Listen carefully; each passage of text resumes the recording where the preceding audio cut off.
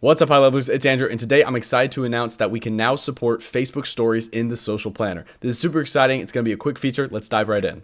We all know and love the social planner where we can see all of our different social media profiles, including Facebook. And of course, we can make posts. Well, now we can also make stories for Facebook as well as Instagram. If we go ahead and click create new post, we can see we can select our Facebook. We can also select our Instagram if we want. They're both ran by Meta, so it's sort of the same platform. And we can now see that we can post as a Facebook story, which is super exciting. As you can see, we can also throw in Instagram, select story as well. And then obviously, we're going to have a little bit of a warning.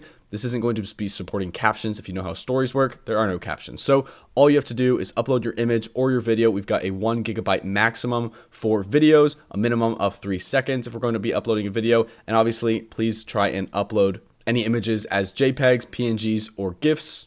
And for videos, the minimum dimension is 540 by 960 pixels. So try and keep things in the right aspect ratios under those maximums, and you'll have no issues posting stories to Facebook and Instagram. And I'm going to do one for you right now. So to show you how simple it is, we're going to upload a quick image. We're going to do a super snazzy business dinner, post on our story. You can see a quick preview of what that's going to look like on Facebook and on Instagram. And then we can go ahead and click post. We can also save it for later, schedule it, send it for approval, or schedule it as a recurring post. So this integrates with the rest of the social planner, just like any of the other features. And you'll be able to use this with yourself or with your team just as easily. So it's an exciting feature. I hope you get to use it as much as I'm going to use it myself. I'm really happy that we finally got this out because I know it's going to get a ton of use. But if you have any questions about this feature specifically or the social planner in general, leave a comment. As always, thank you so much for watching.